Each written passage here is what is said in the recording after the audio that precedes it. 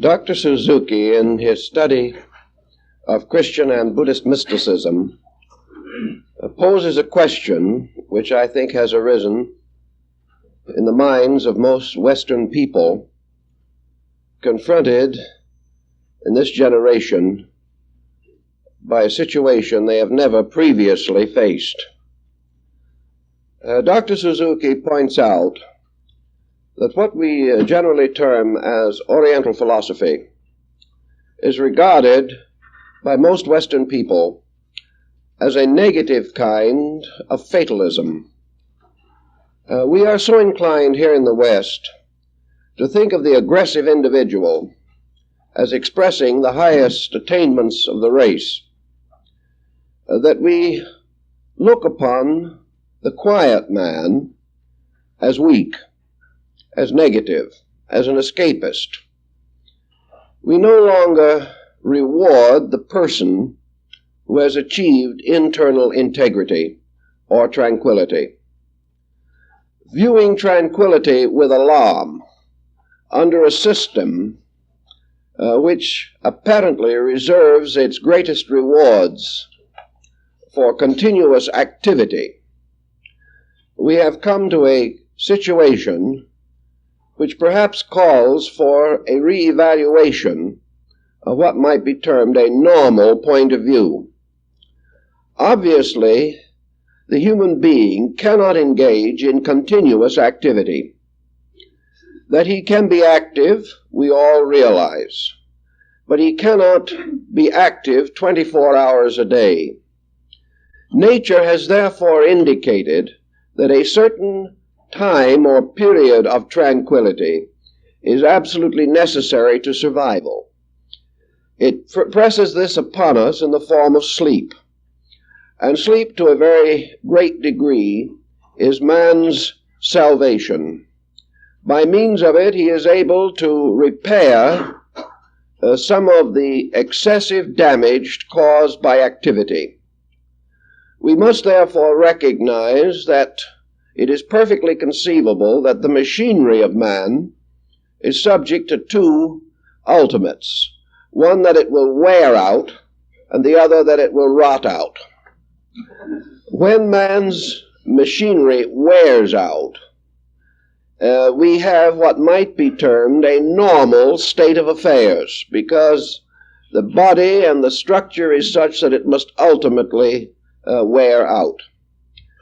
However, if a machine is neglected or is not given a certain amount of rest, it will wear out prematurely.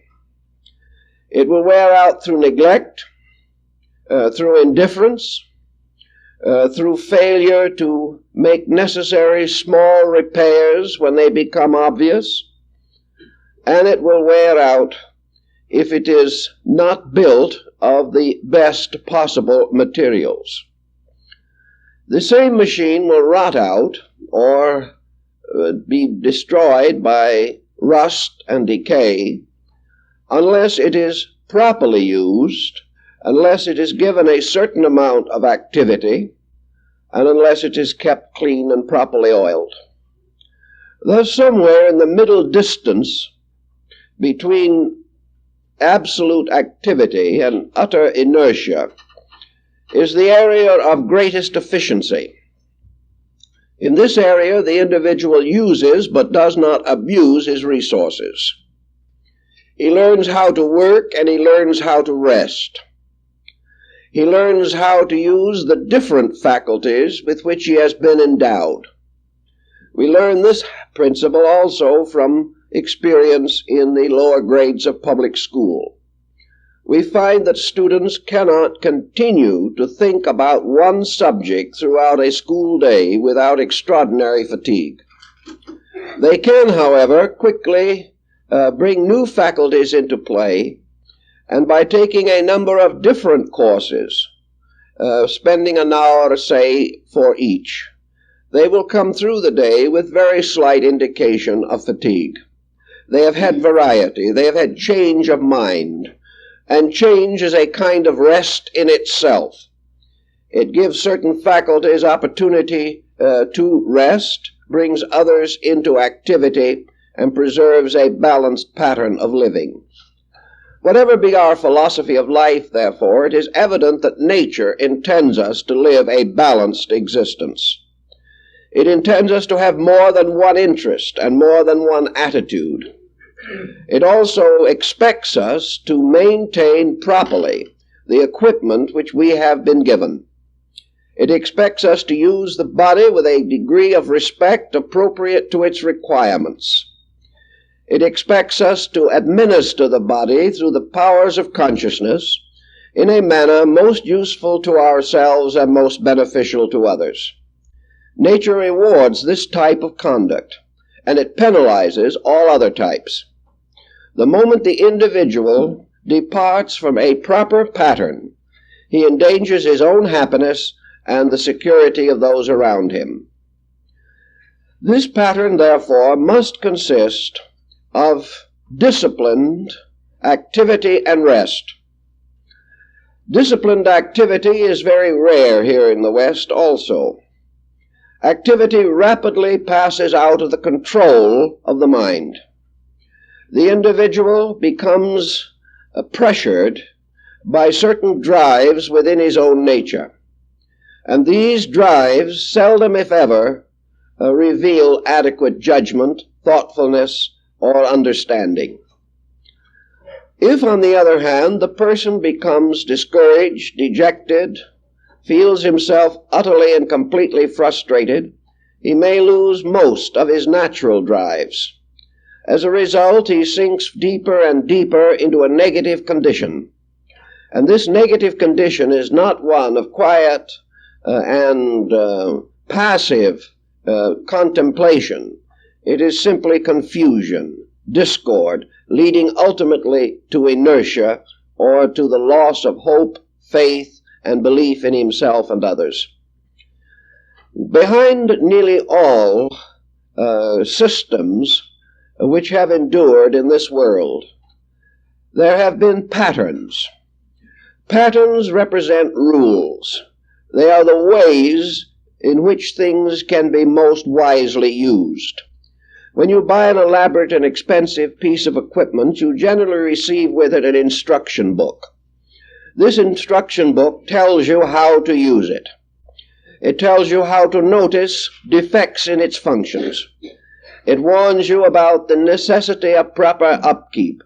And if the equipment is particularly complicated, it is not unusual for the manufacturer to provide a person to explain it to the purchaser, or even to cooperate with the operators of the machine until they become fully aware of its problems and its limitations. Man himself is probably the most important bit of machinery we know. And yet, for the most part, the person does not accept it, accept man, as in need of certain managerial directives. The individual feels himself to be entirely capable of guarding his own affairs simply because he exists. Now, several factors could contribute to the improvement of the present situation. We are deeply worried when one of our mechanical brains that we are inventing, one of these great computers, goes out of function. We know that it is a very costly problem, and that the errors resulting from improper function may put a heavy penalty upon the firm owning the machine. Thus, we are very careful with it, and we try to make sure that it operates correctly, and we turn its operation over to skilled and trained persons who know how to use it. For some reason, which undoubtedly is part of nature's plan, however, we turn the human body, which is a far more complicated instrument even than the great computer, we turn it over to an individual who does not understand it, who is seldom, if ever, willing to take lessons in the use of the machine, and who firmly believes that merely because he exists, he can administer this intricate mechanism with precision and efficiency. Facts show that these hopes are not well-founded. The individual working with his body down through the years is not a good engineer. is not able to handle the equipment effectively. Now, it is also practical to assume that out of perhaps 1,000,000 years of traditional experience, man should gradually become informed as to the proper way of managing this equipment which is himself. Certainly, he has been given innumerable books of instruction, books written by scientists, by philosophers, by theologians, by mystics, by masters of ethics and logic. All different types of literature are available to help the individual understand himself. Today, however, we have no time for this literature. We are so anxious to get the machine into full production that we are not even willing to glance at the manual which accompanies it. We assume that by trial and error we shall come to proficiency. We do not, however, again find that these presumptions work out. In the study of man himself, therefore, we have to recognize the patterns which operate in his life. Without a proper understanding of these patterns, we cannot function to our own maximum efficiency. We cannot be the people we want to be. We become confused, disturbed, and finally drift off into some wrong procedure, which brings tragedy, disaster, or misery to us long before the natural wear and tear of life should disable us. In this world, the Oriental philosophies have pointed out one very valuable point, which I think we are all inclined to overlook, that in the study of man, we must also give some thought to the study of his mind. Very largely, the person today is mind-driven. Nearly everything that he does arises from his own mental processes. He develops attitudes, convictions, opinions, and beliefs which become the dominant forces in his characteristics. Yet he has really no understanding of what the mind really is. He is not at all certain as to the place of mind in the universal pattern of things. He has come to assume that mind represents the highest possible faculty that man can possess, and that the individual who is able to develop his mental resources by this means and this means alone attains security. Around us is gathering evidence that such is not the case. We are beginning to suspect that in some way we are leaning too heavily upon the mental faculty. We are demanding of it more than it can bestow. And as we study the mind more carefully, we discover that it is essentially an amoral factor. In other words, the mind itself does not naturally follow any broad pattern of ethics. The mind is a machine, in a sense, which under a skillful operator will produce much good.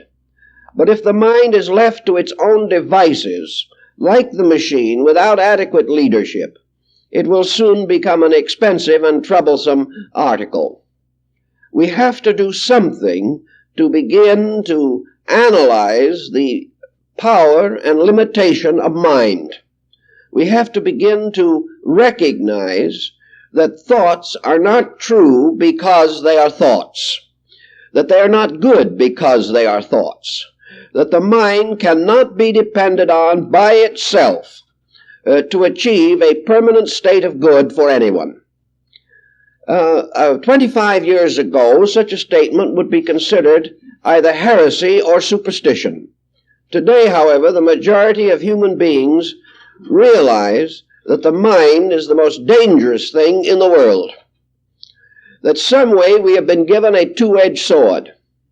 The mind provides us with the incentives and methods and arts and sciences which have enriched life. But the mind has then continued its procedure and gradually torn down the very structure that it built.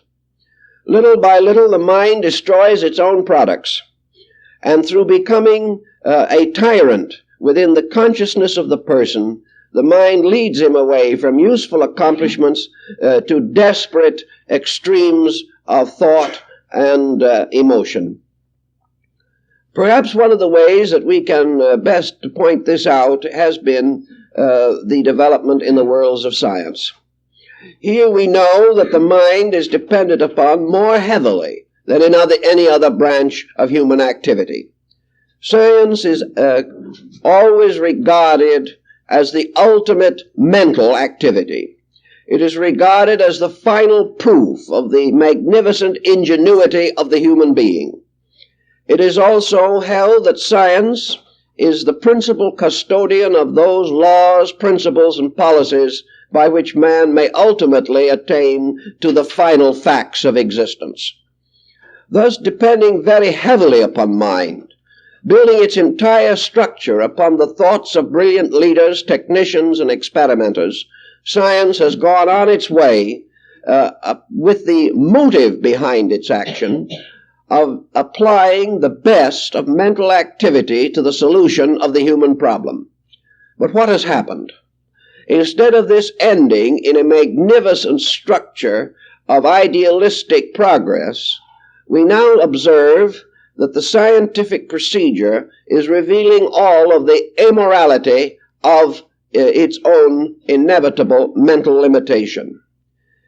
Science has shown to us that man can be a creative genius, but it has also revealed to all human beings that science does not make the man good. It makes him skillful, but it does not make him intuitive into the values of life. It presents him with innumerable opportunities to expand consciousness, but seldom follows any of the directives that are indicated.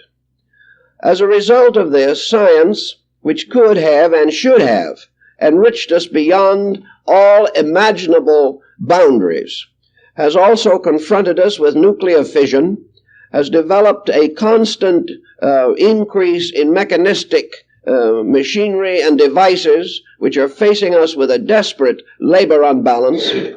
It is going on into the chemical fields to deluge us with medications, many of which are dangerous to the survival of the person.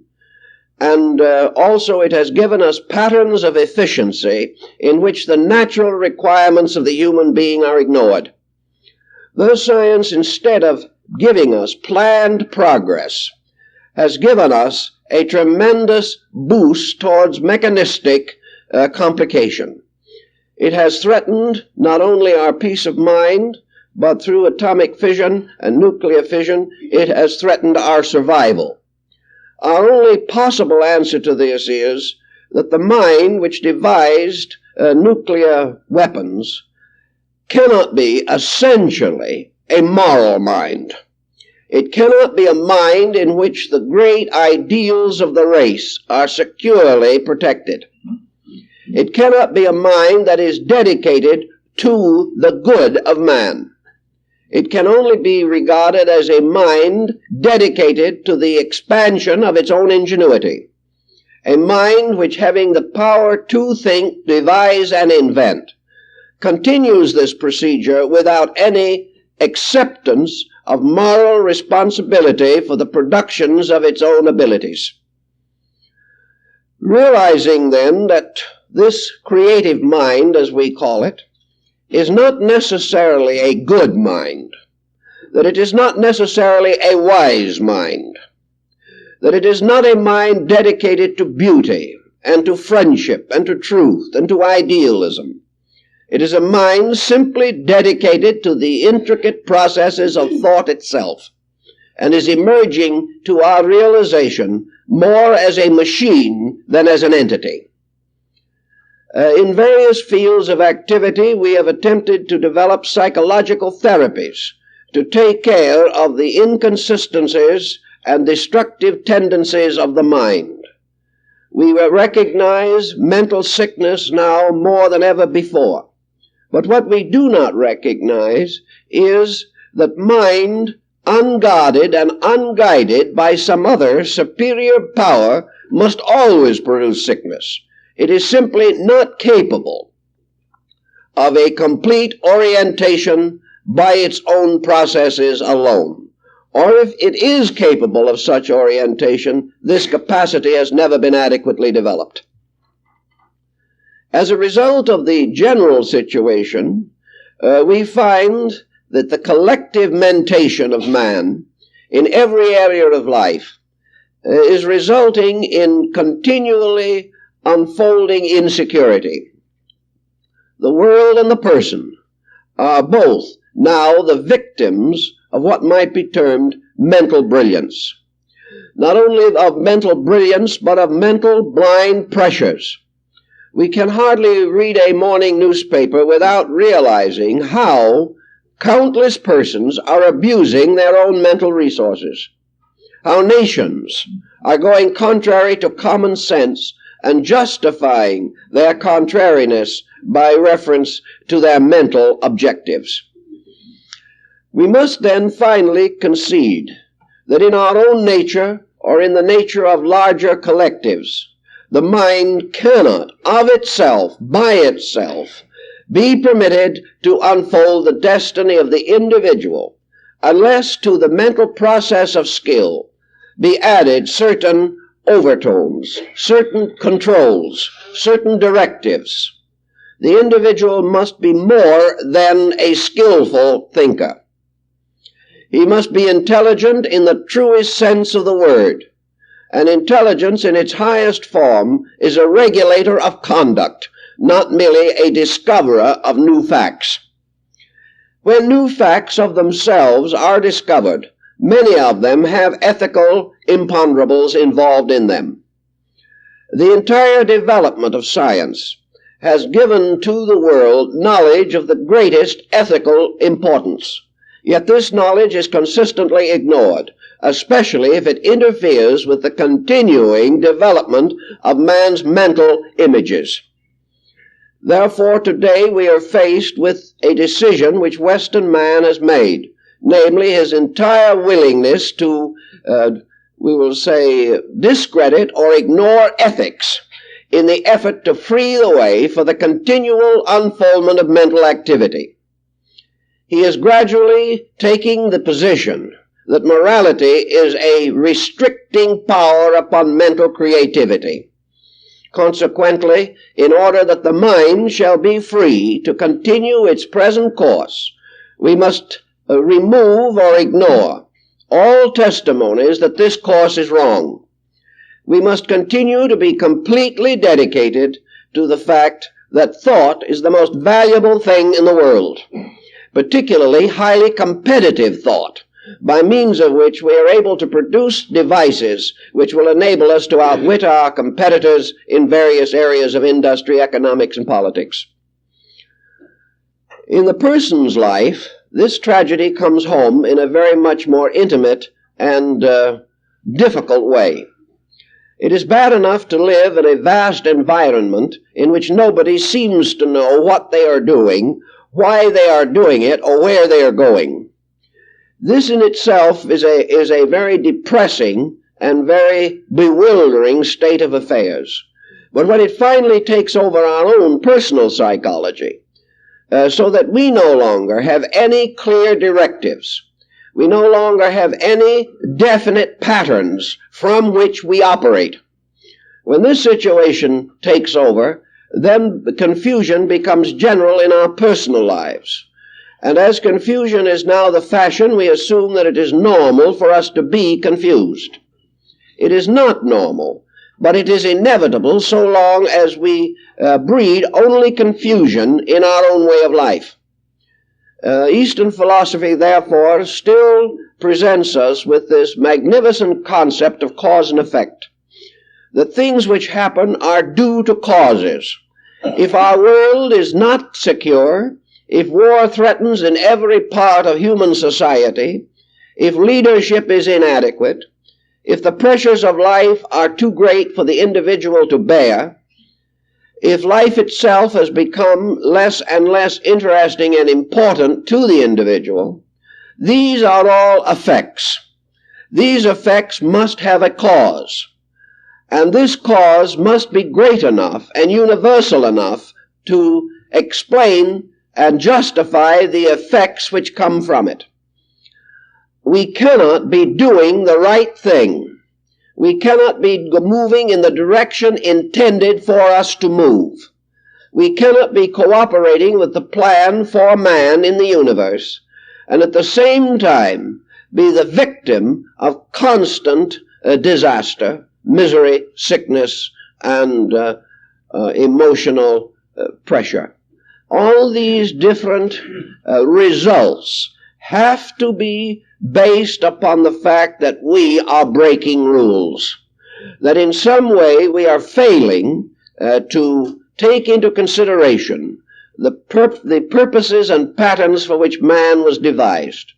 There is every reason to assume that man was so constructed that he might attain his purposes adequately, that his body, mind, and emotions were given to him to use but not abuse, and that if he uses them wisely, they will mature him and bring peace and security to his world. If he uses them unwisely, they will bring him finally to such conditions as we face today. We cannot, therefore, continue to hold the attitude that we are always right, that our patterns are right, that our systems are right, and that our methods are according to natural law, if all these different assumptions of right are revealed by experience as producing only misfortune. There has to be some relationship between the state we are in and the way we act.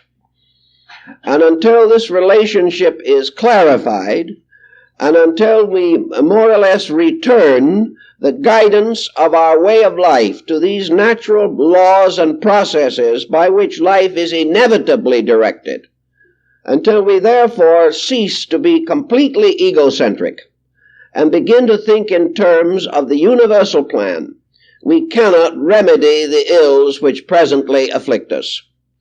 There are no evasions to this situation. We live in a universe of laws, not accidents. Our troubles are the lawful results of our own conduct.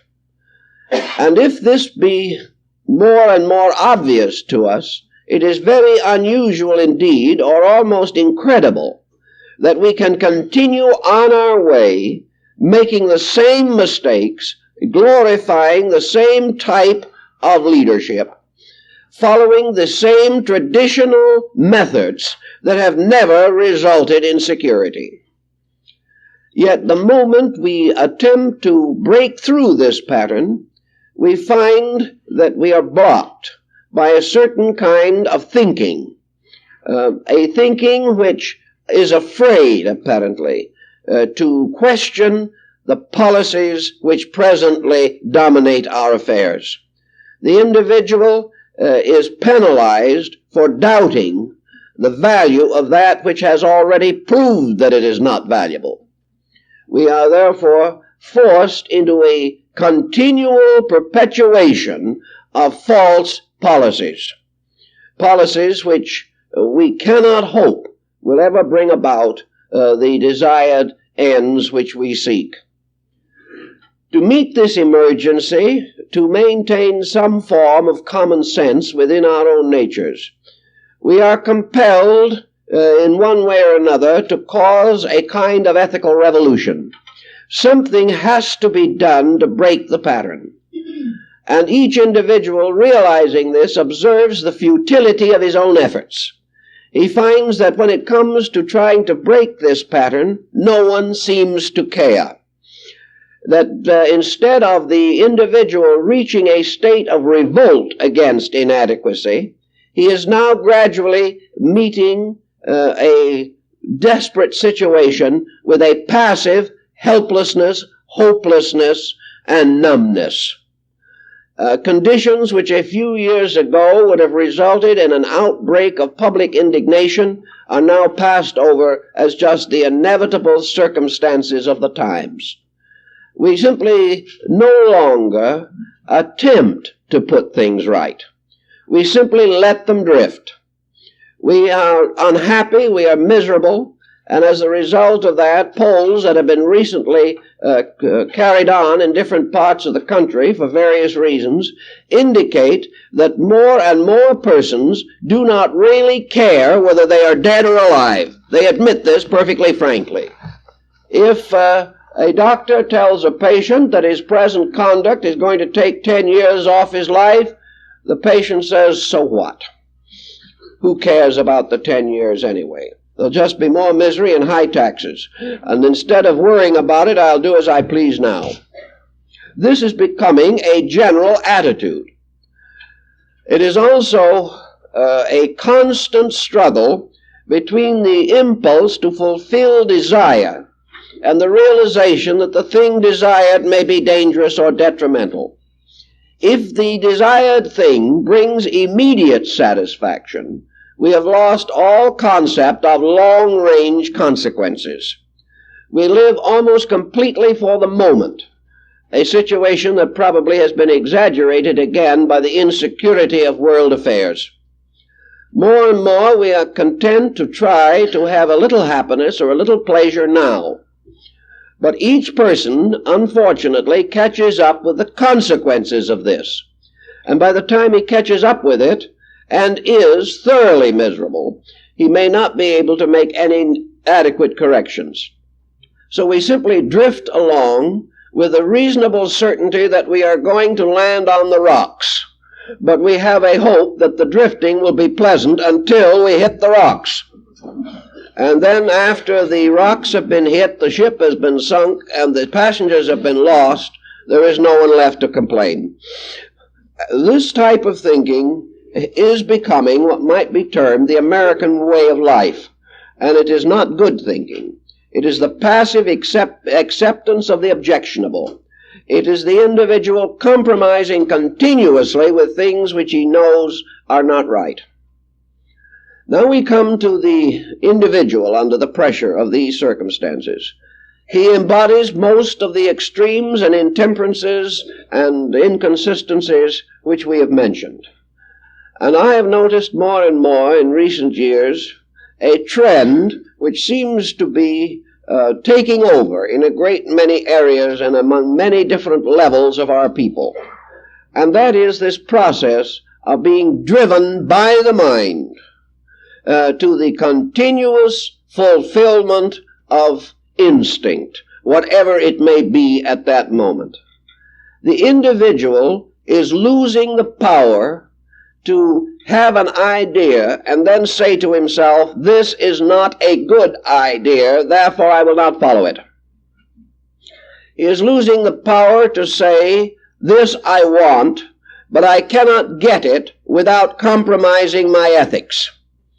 In this moment, there is no longer any problem of weighing values. The individual goes for what he wants, regardless of consequences. There seems to be, therefore, little or no curb by character upon conduct. We simply do not seem to believe that we possess the courage to direct our own lives apart from our immediate interests.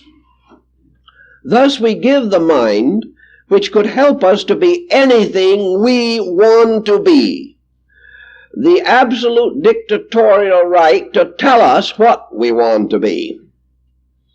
We allow the mind to evade and excuse and exonerate.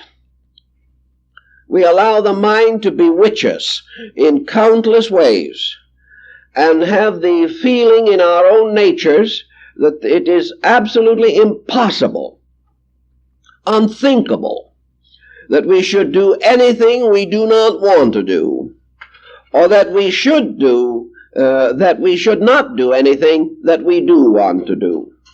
There seems to be no interval between impulse and fulfillment. Every instinct must be catered to. Every instantaneous desire must be fulfilled. We are here simply to do as we please. The whole world is moving on this psychology and is moving nearer to chaos every moment.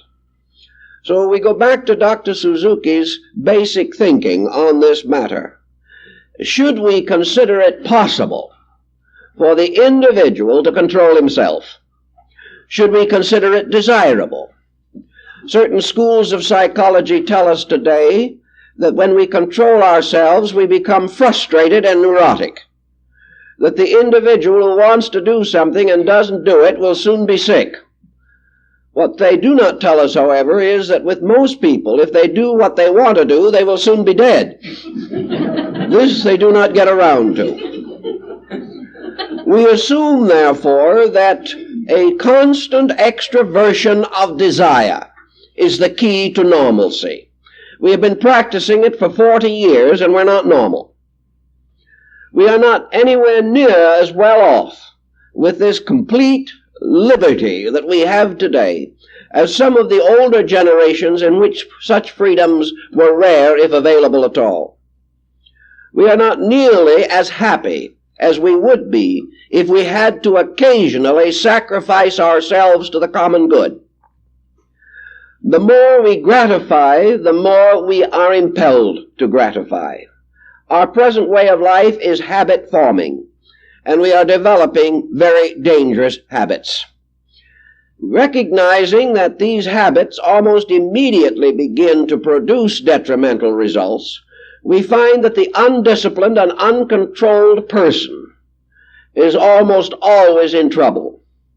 And to escape this kind of trouble, we are using every type of artificial means to try to escape the consequences of our own attitudes. When we make ourselves sick by our own conduct, we try to cure ourselves with sedations, Milltown, or barbiturates or something of this nature. We come to the conclusion that the only solution to our problem is to dull our conscience, to get rid of this nasty equation of consciousness within ourselves which tells us that what we are doing is not right. There is still a little conflict in some people between principle and practice. We are now assured that this conflict is the cause of sickness and that the solution is to get rid of principle. This is what it actually amounts to. We don't say it this way, but when we get down underneath the whole problem, we realize that when we are dissatisfied with ourselves, we take another drink and retire into the tranquility of unconsciousness. We do not meet the challenge of the power of man to create a proper destiny. We do not accept the fact that man is here to learn to control himself. Wherever civilization has clear and deep patterns of discipline, that civilization develops. The moment success or luxury or power cause the individual to lose his orientation in nature, these cultures slowly fade away. They descend into darkness simply because they have lost purpose. They have lost meaning. They have lost value. Now, we don't know, of course, what was on the minds of the last of the Romans before the complete collapse of the Roman Empire. But I think we can say without doubt that they were wandering around saying that life isn't worth living. We also realize that when dynasties fall, when great empires have gone into oblivion, there was only a half-hearted defense of the institutions which were crumbling. Had the Roman Empire gathered with all its primitive vigor at the time of its final dissolution, it would not have fallen. But by that time, nobody cared. The vigor was gone. Success, worldly glory, power, and dominion had gradually destroyed the Roman. He had become a victim of luxury and the fulfillment of pleasure and purpose. His morality was a scandal to the planet. Nearly every primary vigor which built a great empire nearly 2,000 years ago, nearly every expression of that vigor was gone. And the only answer the Roman could find to preserve his empire against the Goths, the Visigoths, and the Huns was money. Whenever it looked as though the empire was going to fall, bribery was used. The enemy was paid off. Mercenaries were hired to do the fighting for the Roman, who had no stomach for it any longer himself. So every time there was another campaign against him, he used money. He bought off his adversaries. Finally, this failed also, as it must always fail. You cannot buy off the individual who gradually realizes that he is in control of the situation. So perhaps there's a little bit of parallel here with modern man trying desperately with wealth to maintain a balance of power, sending his dollars where his own heart and mind do not follow, trying to protect with wealth or influence a condition which can only be saved by integrity. So perhaps the Roman and the modern man of the West have certain parallels worth noting, both utterly disillusioned, both having lost vigor, integrity, and dedication to a way of life, both existing in a system which they no longer really respect, and both trying to buy off the enemy. This is the situation that we have had to face, and it is the inevitable result of the decline of the person, the decline of the values in the individual. In the general problem as we see it today, there are several kinds of human beings that have emerged from the pressures which we know. One group, a rather forlorn one, has lost nearly all of its directives. It is composed almost totally of drifters, individuals not actually ill-minded, not desirous of doing wrong, but rather unable to face the mounting collective pressure around them. They are being drowned in a sea of circumstances over which they have no power of leadership. They are not able to swim. The waters rise, but they have never learned to swim. For in this problem of ethics, the swimmer is the individual whose own internal skills are greater than circumstance, whose hopes and ideals and principles are strong enough to carry him through a natural disaster. This type of person can swim against the flood. But today there are many who simply cannot maintain any standard because of the pressures being great and their own internal resources being very slight. Now, how does it happen that the best educated, most progressive nation in the world can produce at this time 25 or 50 million people with no essential standard of living? How has it been possible that the way in which we have developed our civilization could result today in an enormous mass of hopelessness, a kind of psychological skid row, populated by people who are broken-hearted, weak-minded, worn out, discouraged, disillusioned, frightened, and generally desolated? What is the kind of world that has permitted this to happen? Why have we today more and more persons who are giving up the fight, allowing themselves to simply drift in whatever course of circumstances may prevail, with only one consolation, namely that it is not very easy to starve to death in this country?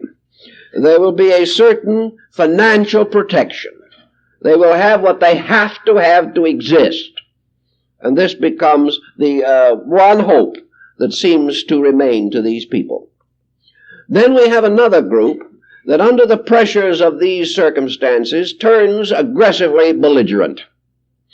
This is the type of group that from various motivations, arising largely from neurosis, are out championing and fighting causes without any basic consideration for ethics in their own battle. These people are not really fighting essentially to put better principles into action. This is the excuse, but the real excuse is that the individual finds a certain kick from violence, from aggressiveness, and from ignoring the common rules of life in order to force some point of his own. We have in this group innumerable juvenile delinquents. We have in it this type of individual who is always associating himself with violent causes, simply because he has come to the conclusion that violence is a proof of his own aliveness, that if he is out fighting and perhaps dying for a cause, he is a person. It is very difficult to understand why, with all the background of culture which we assume we possess, that we are not able to produce causes which are themselves ethically suitable, morally right, and can be attained by proper ethical and moral means, as though that it is not necessary for man to achieve peace by destroying his adversary. This type of thinking also burdens millions of people, and there seems to be no ethical directives by means of which these persons are impelled to always operate creatively, constructively, and ethically. They take the attitude, of course, that there is no possibility of an ethical approach to these problems. Therefore, violence is inevitable. Actually, no ethical effort has really been made. A few, yes, but the majority have not attempted to live a pattern which would solve the problem. They are rather depending upon all kinds of excessive attitude for results which should have been gained by positive, creative, ethical means. And because so many of these projects are being fought out on an amoral level, only further cause of trouble is being created. Then we have the individual who is largely a private citizen without any great public causes, who is simply unable to get along with himself, who finds it almost impossible to meet the ordinary daily challenge and pressure. Of this kind we have every possible level. We have individuals with every grievance that it is imaginable that man can hold. We are overwhelmed with negative dissatisfaction. Something must be done about something, but very few individuals include in the work of reconstruction any major transformation of themselves. Everything is turned outward into society. If we can get better political leadership, we'll be happy. If we can get stronger pills, we can rest. If we have higher commodity sales, we will have more prosperity. Everything depending upon the continual unfoldment of this amoral scientific economic procedure, with the individual becoming less and less significant in the pattern which he himself is building and trying to support. It has therefore reached the state in which the structure he is building is demanding more from him than he can give, and is also endangering his peace of mind, his health, and his security. What keeps driving people's thoughts the way they are driven today? Why are people actually wandering about the world dominated by delusions? How does it happen that we can wreck our lives, and very often wreck other people's lives, by the desperate determination to do things that are not right, to hold attitudes that are not productive, and to deceive ourselves into a state that almost approaches mental unbalance? Why is it that the average person has gradually developed within himself a pattern of unhappiness which he cannot break through, which closes in upon him, and which ultimately leads him and those he cares for into the most serious and terrible consequences? It's very hard to know why these things happen, but we know the underlying reason behind the situation itself. It is extremely simple.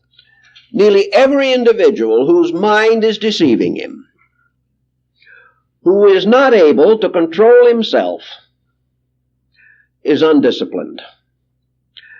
We go back into the lives of these people, and we find one of two circumstances almost inevitably. One is that these individuals came from disordered homes. They came from an environment in which, for one reason or another, they were never taught from the beginning that life was a responsibility which they had to carry with dignity. They were never taught to control their own thoughts, control their own emotions. They were never under what might be termed a reasonable amount of discipline.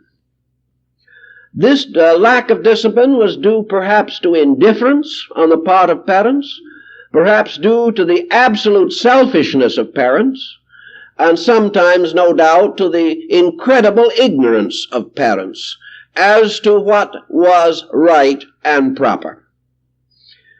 It is impossible to bring up a person in this world to maturity without that person learning self-discipline and not have some form of delinquency follow. So one group of persons simply is the product of never being taught to control themselves, never being taught obedience, never being taught to be integrated into a social group. Furthermore, this type of individual was not helped by education, which should have contributed to some form of orientation. The undisciplined person can graduate with the highest scholastic honors and still remain essentially undisciplined. He gains a certain amount of scholastic discipline. He is told to sit at the desk and answer the questions. He is made to listen. He has to attend classes regularly. He has to do a certain amount of work or he will not graduate. These types of disciplines he does get, and in the course of time he becomes very rebellious of most of them.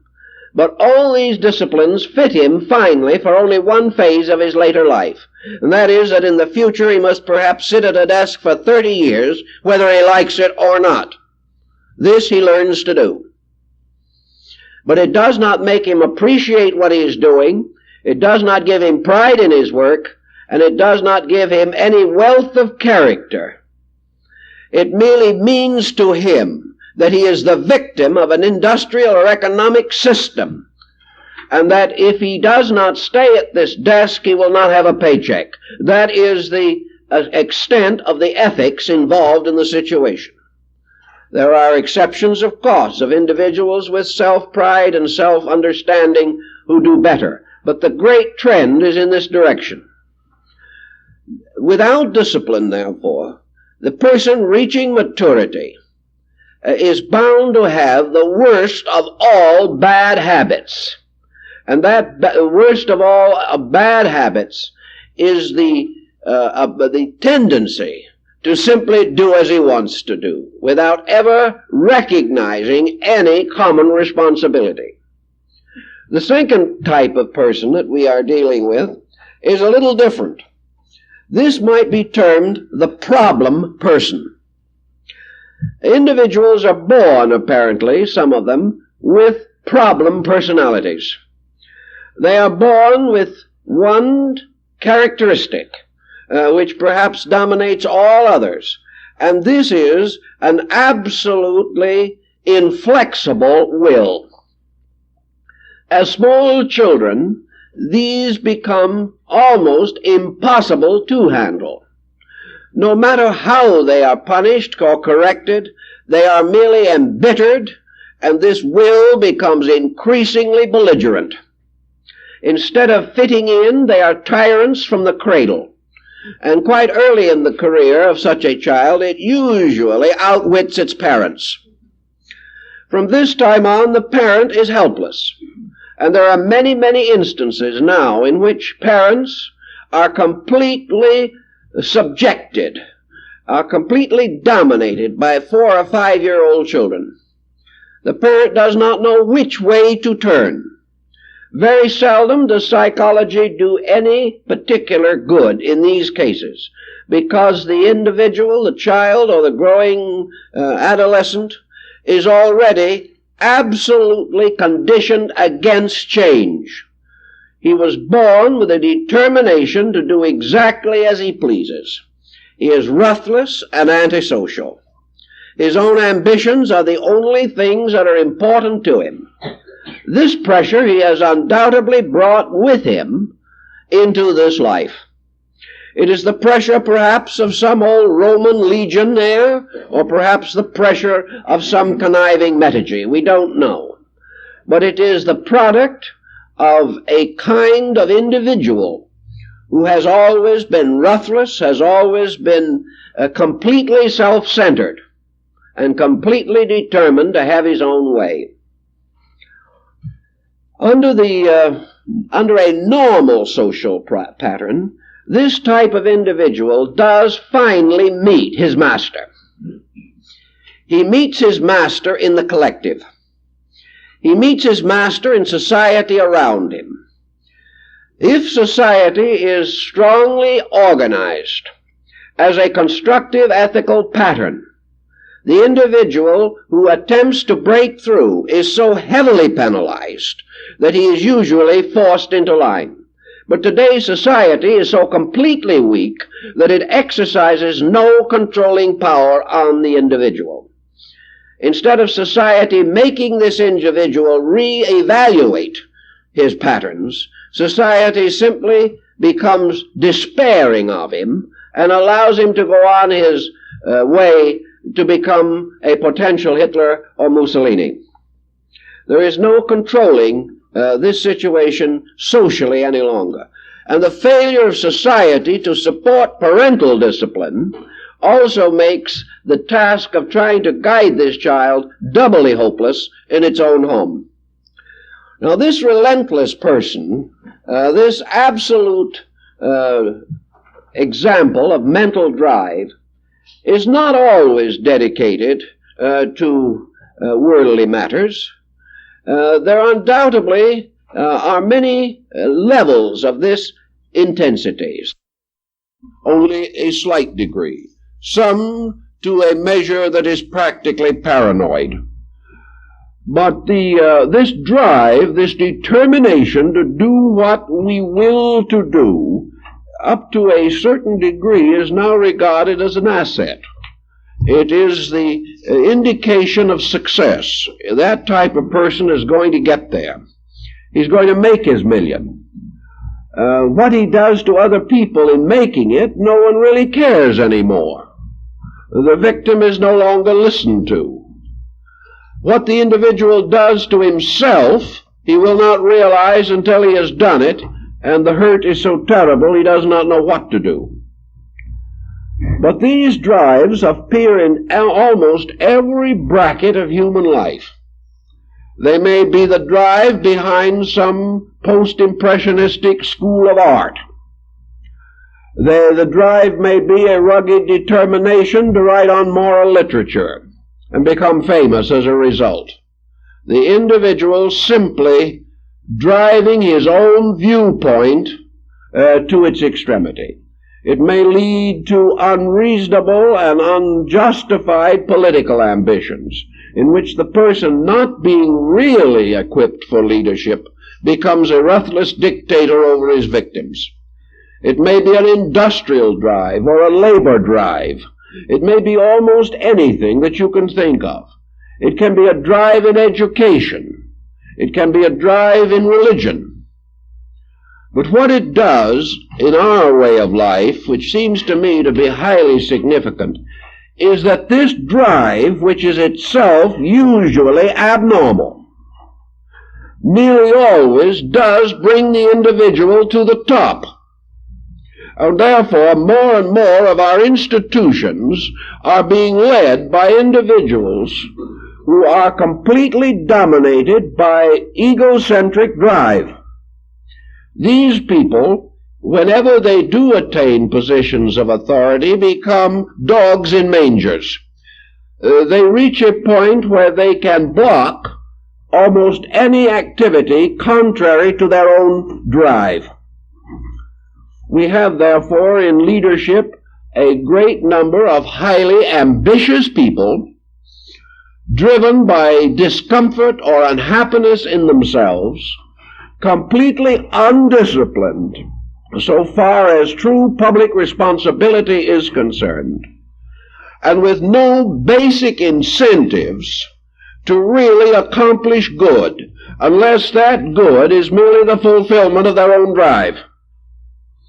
This type of thing has led to the foundation of religions. It has led to many different difficult and complicated situations.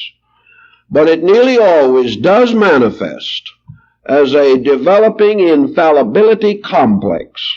The person accepts his own drive as the final authority in the universe. Nearly all these driven people are actually deficient in religious insight. They are nearly always persons who have neglected the cultivation of such qualities as might make them of great enduring benefit to society. Among those in various walks of life who are the most difficult, the most opinionated, the most relentless in their determination to have their own way, the most sour and miserable when life's problems close in on them, and the quickest to blame other people for their own disasters are the ones who have practically no religious groundwork. These people have no respect for that which is superior. Had they been religious, they would have subordinated their drive to religious consideration. They would have allowed deity to remain the final leader. But these mind-driven people have usurped the prerogatives of deity. Therefore, they do not believe in any deity stronger than their own purpose.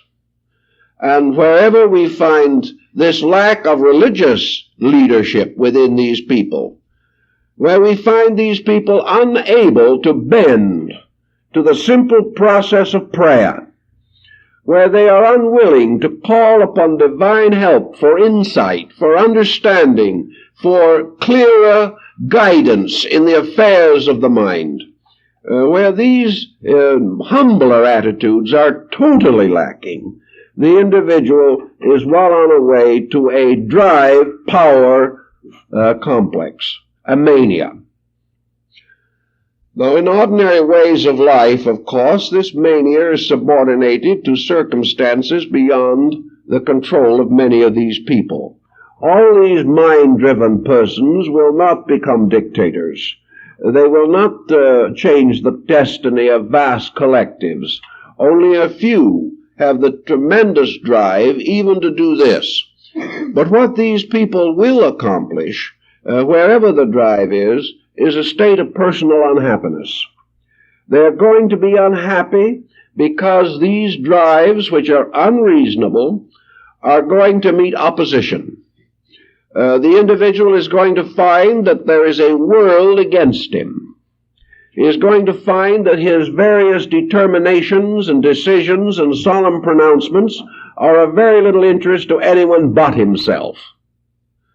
And when this person who feels the drive of infallibility within his own nature, when this irresistible force embodied in a person meets the inevitable obstacle, we have the psychotic.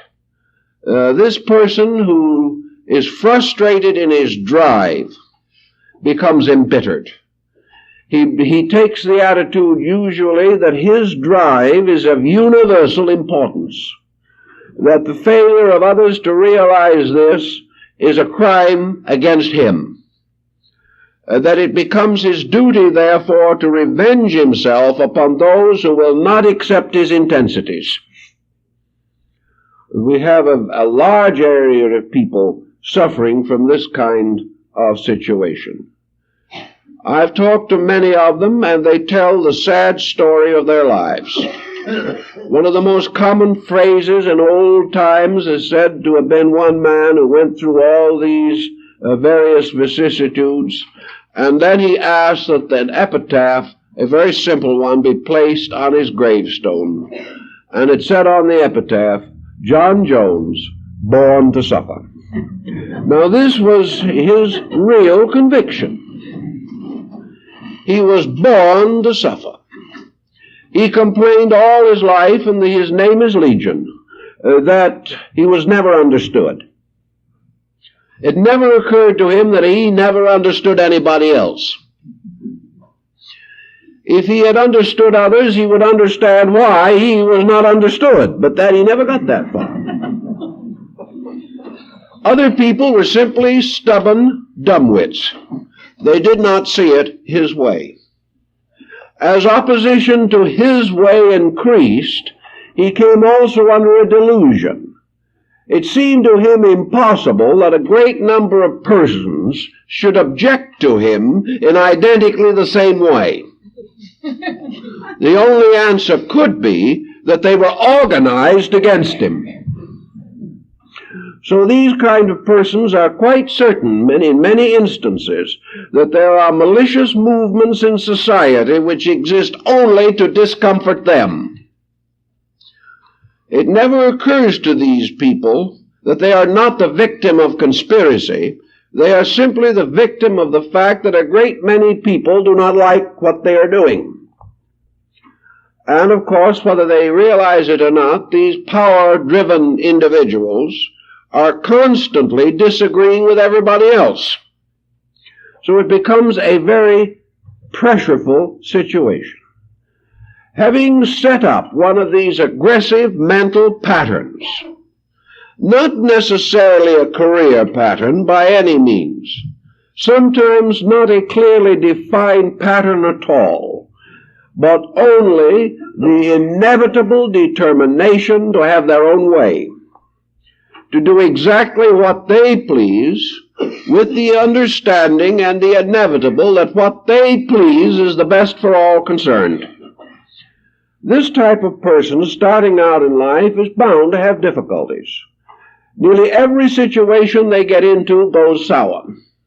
Marriage fails, children turn from them, they do not advance properly in their business, they do not have the insight and judgment to be practical. They are sometimes chasing forlorn causes, and then in the end find that they are bankrupt. These persons, therefore, gradually come to the conclusion that the world is against them. Actually, in most instances, the world does not know that they exist. The people who are against them are people either like themselves, who have their own will patterns they wish to fulfill, or else they are individuals who have been variously offended by the obnoxiousness of this mentally driven determination. In any event, these persons who are constantly in trouble, constantly unhappy, always right, and always misunderstood, are really the products of this strange mind-driven situation. These individuals apparently cannot change their own thinking. To them, to change their minds would be heresy.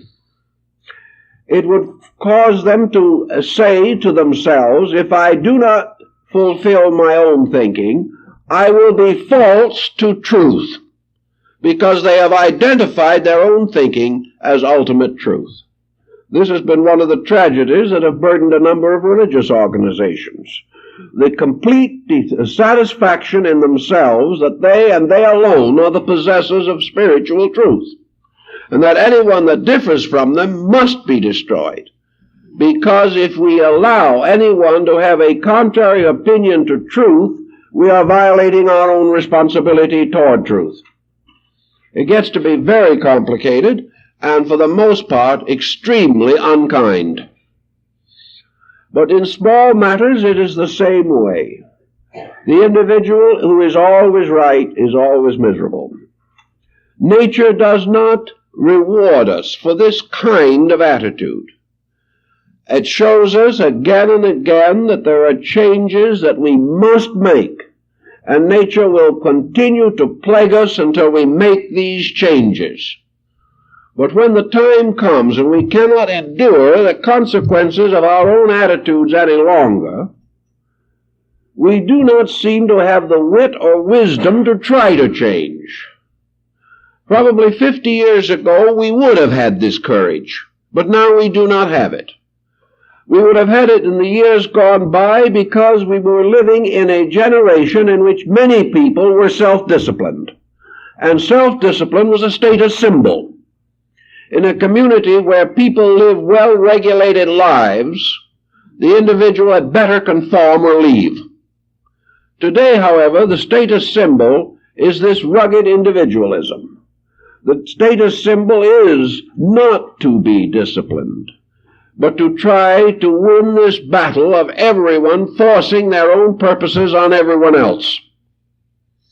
So with no society pressure to protect the individual or to induce him to a better attitude, nothing in his education that really impels him to be a well-ordered person, nothing in his industry to inspire idealism, nothing in his business policies to inspire morality or ethics, and very little in his personal life to inspire genuine affection and friendship, the individual does not change.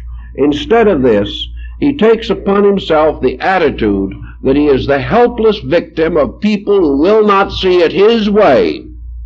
And the only answer to the problem is Milltown or something of this nature. He finally reaches a state of nervous disintegration under pressure, which forces him to seek barbiturates or hypnotic drugs or something to lower pressure.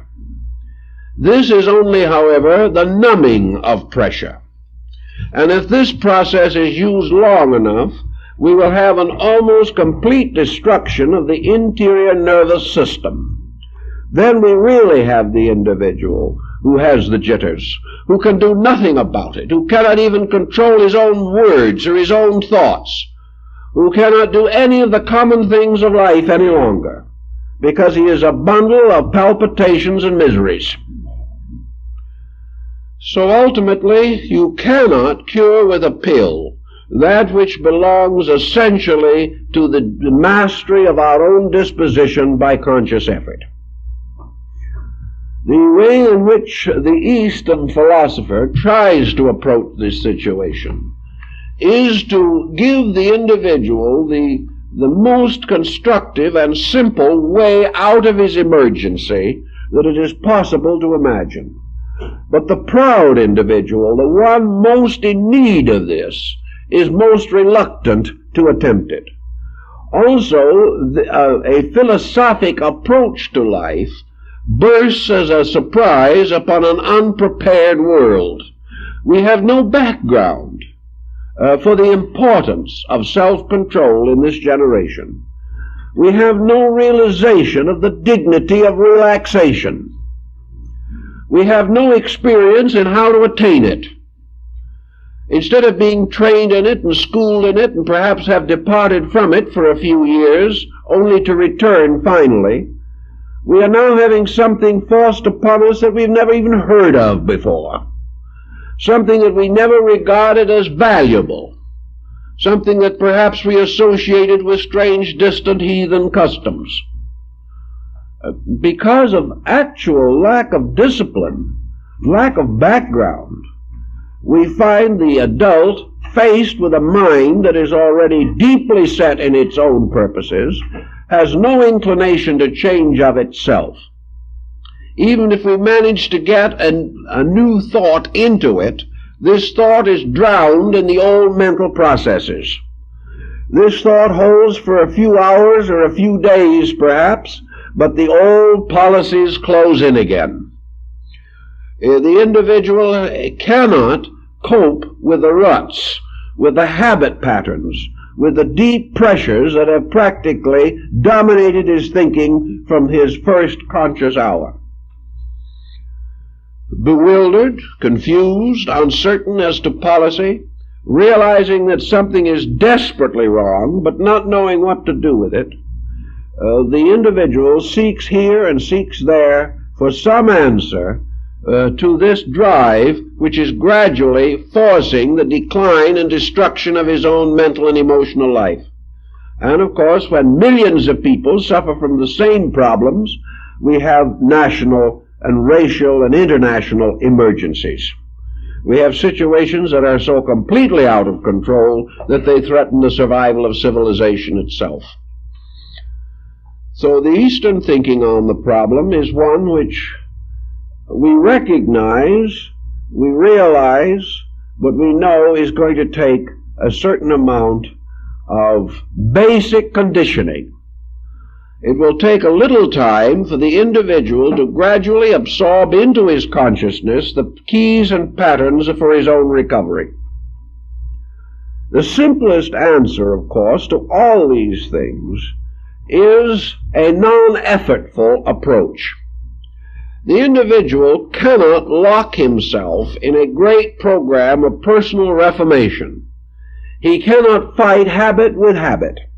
He cannot constantly deny pressures that he really wants to accept. He cannot talk himself out of attitudes which he wishes to believe. He wishes to believe that as an individual he is a superior person. He wishes to believe that in some way a unique destiny belongs to him. He wishes to believe that he is more correct than anybody else can ever be. He wishes to believe that his own opinions are little less than scriptural. He is convinced by his own determination that he was created for some extremely significant purpose. This purpose, however, always being consistent with his own likes and dislikes. Because he wishes to be extraordinary, he finds it extremely difficult to admit that he is ordinary. And yet, actually, we are all ordinary. The individual who has any essential superiority of the true kind within himself is the first to recognize that he is ordinary. It is the person who cannot be just one of many, who is always pushing and fighting his way into a psychosis. If the person in this type of situation, therefore, attempts to argue himself out of it, he will not even believe his own argument. Because against the fact that he is one of millions, which is obvious, is this other hoped-for condition that he is unique and entirely different from all the others. He is willing to die for this sense of uniqueness because it flatters him. Well, it is what he wants to believe. And it is very hard to talk someone out of what he wants to believe. Even after desperate situations have set in, he still wants to believe that he is always right, and that it is other conditions that have gone sour. The Eastern philosophy gives us about the only answer that we have for this type of problem, namely that we have to get back of it. We cannot hit this problem head on. If we do, we will only aggravate all the symptoms and perhaps bring an actual mental crisis on ourselves. We have to slowly reduce the pressure of this psychic drive. Psychology takes the attitude that we reduce this pressure by opening the sluice gates of a dam or lock and allowing the water to pour out. We've done a lot of pouring lately, and it looks more like the deluge every moment. This does not seem to be the answer. The individual cannot recover from an ailment merely by extroverting that ailment and making it show more than it did before. Thus, the mere process of outpouring is not the answer. The individual has too much capacity to replenish the source of his own pressure. What seems to be the answer, therefore, is for the individual to gain greater sense of personal relaxation. Relaxation being one of many ways of getting the mind off the self. The moment you separate the mental entity from the drive force, you begin to get some constructive results.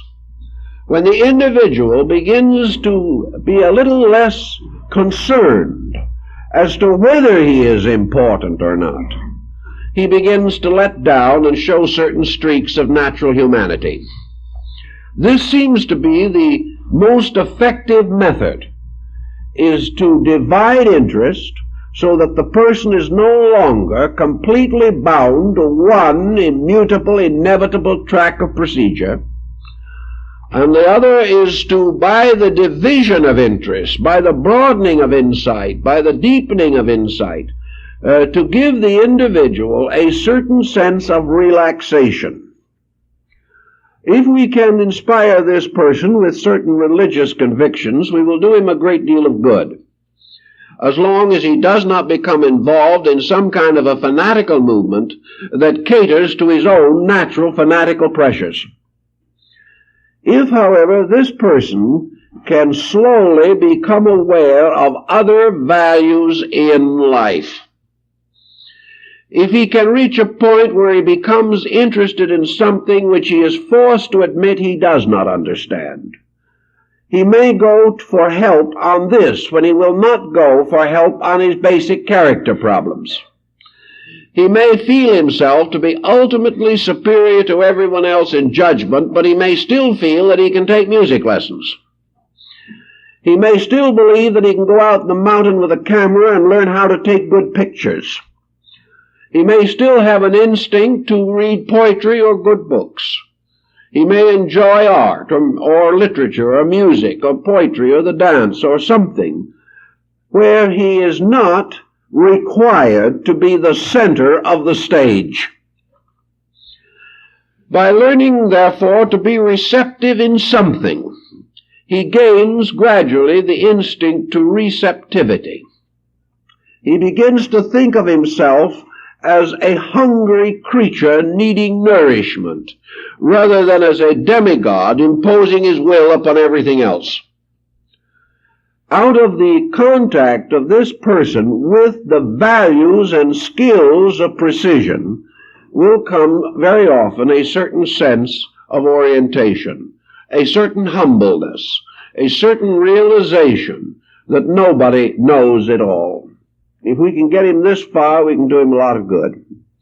Another thing that helps a great deal, of course, is the realization of the East, that psychological normalcy is not the result of extroverting the individual, but rather causing the individual to become receptive, to receive into himself the conditioning power of the universe. In other words, if the individual, instead of trying to dominate everything, will allow value to move in upon him, if he will accept the way of nature as his guide, he will very often gradually find the peace and relaxation which otherwise is denied him by his endless fight against nature, particularly against human nature. So in the East, the thinking is to try to reduce this psychic drive, this situation of the individual continually harassed by the fact that life does not agree with him, reducing this pressure to the point where he begins to agree with life. Actually, life does not have to agree with him, and it never did. Life only agrees with him if he is right. Consequently, above self-interest must come finally obedience to that which is naturally right, naturally true, inevitably so in the universe. Eastern philosophy is concerned with this inevitable truth, the unchanging fact that regardless of what we believe, how we feel, and how we act, there is a rule. there are patterns, there are laws, and these laws, patterns, and facts impose their discipline upon the individual. If he resents this discipline, he will ultimately wreck his own life. If he accepts this discipline, he will finally achieve freedom. He will be free to do anything he wants to do, only when discipline has caused him to want to do that which is right. He is capable of earning leadership where he cannot demand it. He is able to inspire others in a natural and gentle way and achieve the fulfillment of his desires to do good, only if he follows the rules of the game. And these rules are that no one is fit to lead who has not experienced the fact of following. We cannot begin by taking over the administration of the universe or anything else. We have to begin by following. We have to learn to obey before we have the right to give orders. In nature, we have to learn to obey the universe before we are in a condition to make a treaty or to set up some pattern of relationship with that universe. Man's place in space has never been clearly defined. He is thought of only as a space conqueror. What he does not realize is that he hasn't the ghost of a chance of conquering space. Certainly he can send aircraft or projectiles to the furthest star in the solar system or in the universe, but this does not mean that he has conquered space. The only space that he can really conquer is the space between his own ears. And until he does something with this space, until he explores it, and until he solves it, it might be well for him to turn a few billions of his research funds into the mysterious curve in his own continuum, instead of worrying about the one out yonder. The individual who is power-driven, who is will-driven, who has set his jaw with an absolute determination to unchangingly fulfill his own determinations. This individual is going to be miserable from the beginning to the end of life. Now, we have millions of such people. Every family nearly has one. Some families are made up of them. Nearly every business is burdened with them. Nearly every government is being gradually corrupted by these kind of people. And yet, with a vast number of these utterly uneducated individuals who have never been actually put into society in a proper relationship, these individuals who are essentially uncivilized, we have no time for them. We pay no attention to them. When they get too troublesome, we send them to a clinic. But there is no broad pattern of preventive or corrective therapy. These individuals are simply allowed to continue in these courses because they have worn everyone else out. They apparently are utterly inflexible, and the only solution seems to be ultimate dissolution. No one can stay here indefinitely, even if he has the most rugged determination. So the death rate alone breaks up these terrible patterns. This rate also is the only thing that releases the individual who is caught in one of these patterns. And we're not too sure that it completely releases him. We're not at all sure that one caught in these patterns is not the uncontrollable child who will be coming into the world one of these days. The only answer is that the individual must in one way or another receive the inducements and the directives to change these policies. If society would prepare and provide a strong ethical environment, a great many of these borderline cases could be immediately helped. if families would give a real thought to this and a real attention to it, and the adult would not set a bad example to the young, a great deal of this could be prevented right in the family.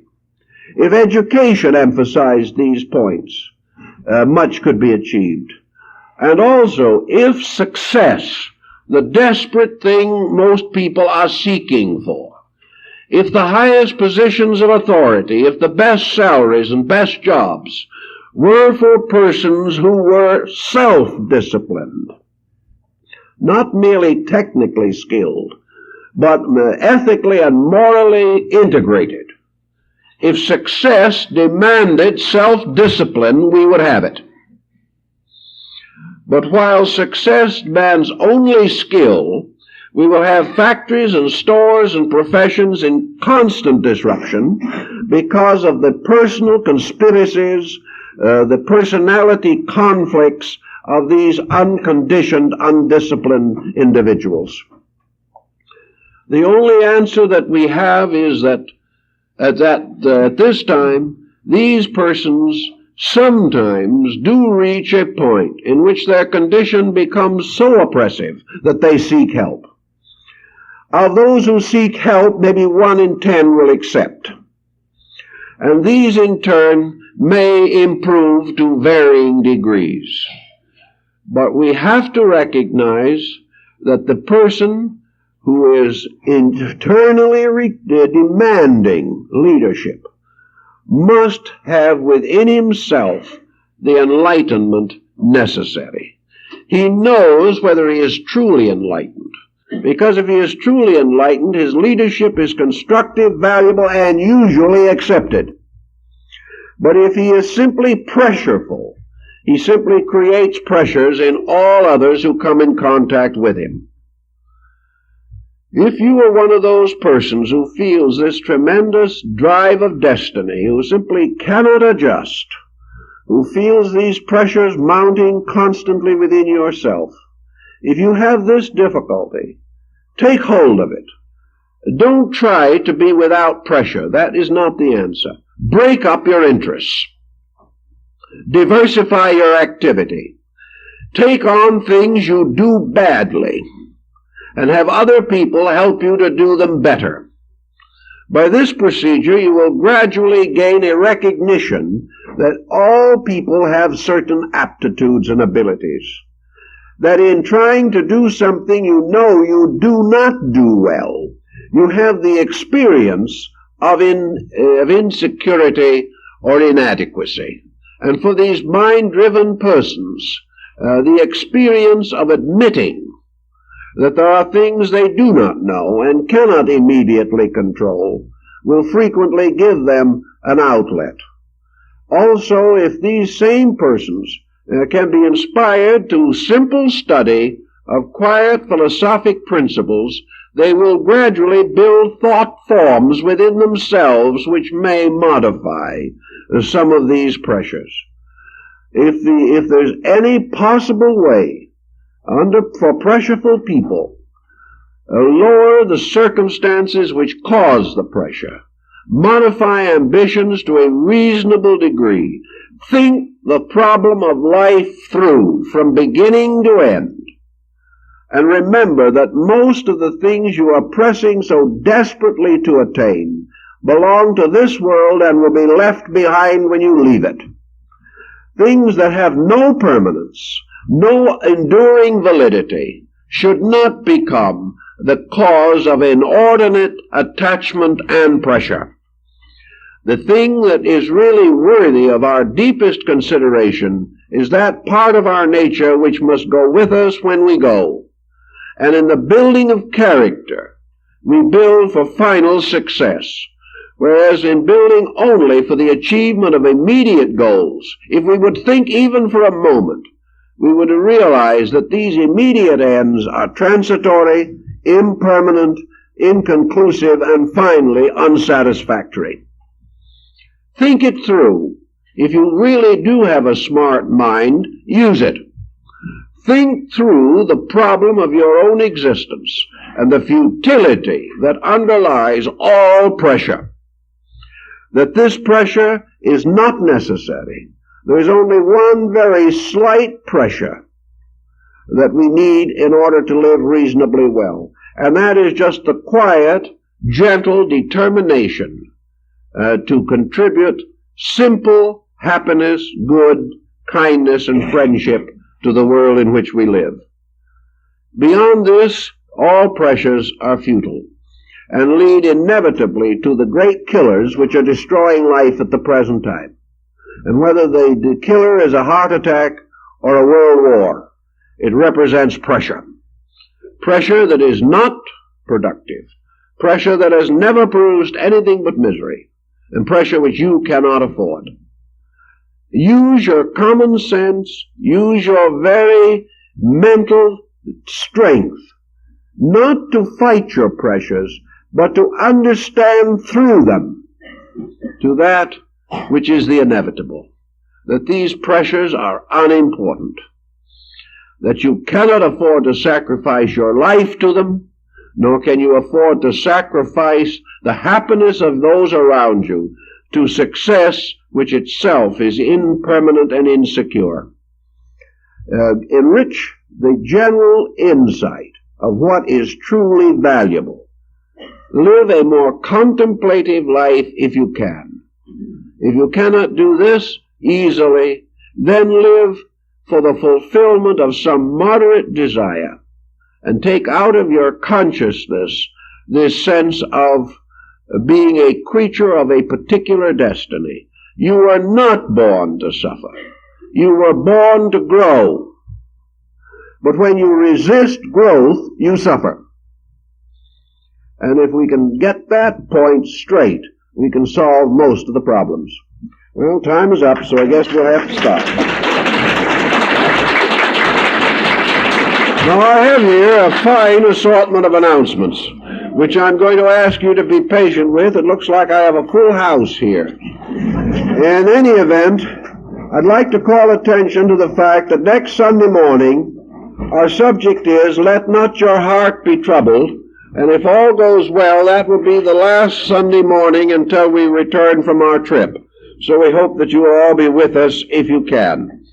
I'd like also to announce that on Tuesday evening, Dr. Bode will continue his Tuesday evening lectures series. Next Tuesday, the subject will be Basic Metaphysics and Science, Principles that Animate All Areas of Knowledge. I'd like to also mention that I will not be speaking next Wednesday evening. I will not be speaking on Wednesday evenings again until after the middle of June. So I hope those of you who are interested will attend Dr. Bode's lecture. On the subject of this morning, we have some books that may interest you: Science and Immortality, Reincarnation, and The Mystery of Human Birth. All of these have factors in them which deal with the pressure problems. I'd like to also announce that our seminar of 3 lectures on Taoism, which we gave a couple of years ago, this seminar is now available in a large booklet form, which we think you may be interested in. It is issued under the original title of the class, The White Bird of Tao. It is a study of Taoistic mysticism and the metaphysics of the old Chinese philosophy. So we hope that you'll be interested in that. Our library exhibit for this month is a more or less ego satisfaction, I guess, for me. In other words, it has to do with a display of the postage stamps of the native feudatory states of India. A very difficult group of material to accumulate, particularly used, or that is, on the covers as originally mailed.